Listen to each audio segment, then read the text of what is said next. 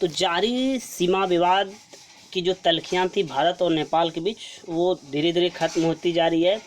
तो 17 अगस्त माने आज से भारत और नेपाल के नए रिश्ते फिर से शुरुआत हो चुकी है।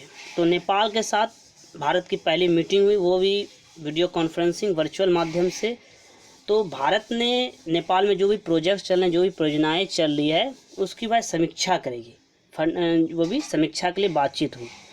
तो पिछले वर्ष भारत ने अपने नए जब केंद्र शासित प्रदेश, 2 केंद्र शासित बने, एक जम्मू कश्मीर और लद्दाख, तो लद्दाख के नक्शे में काला पानी रीजन को शामिल किया था। तो नेपाल सरकार ने इस पर आपत्ति जताई और उसे नेपाल का हिस्सा बताया। फिर मई में क्या हुआ? मई में जब भारत ने लिपुलेख तक जाने वाली सड़क उद्घाटन कर रहे हैं, तो नेपाल ने उसके भाई करीब प्रतिक्रिया दी। करीब नहीं, ये गलत है। तो आगे क्या हुआ? तो अब देखते हैं पूरा मामला। भारत और नेपाल के बीच सीमा विवाद को लेकर जो बढ़ी तल्खी थी, दोनों देशों ने आज पहली बार बातचीत, दोनों देशों ने Bharat Nepal joint oversight mechanism, India Nepal joint oversight mechanism के तहत समीक्षा बैठक की। मैंने बोले बातचीत, समीक्षा मैंने भाई जो खर्च हो रहा है उसकी समीक्षा करना, बैठक की।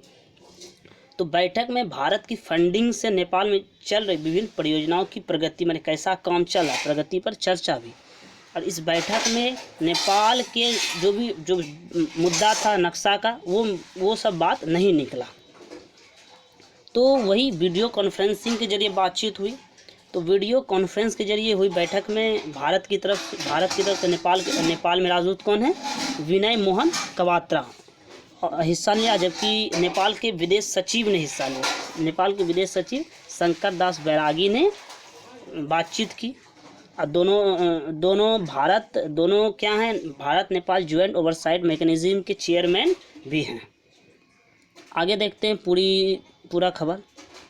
तो बता दें कि पिछले वर्ष यानी 2020 से भारत और नेपाल का रिश्ता कुछ खटपटा सीमा विवाद से लेकर चालू हो गया था। तो पिछले वर्ष भारत ने अपने नए केंद्र शासित प्रदेश लद्दाख के नक्शे में काला पानी रीजन को शामिल किया।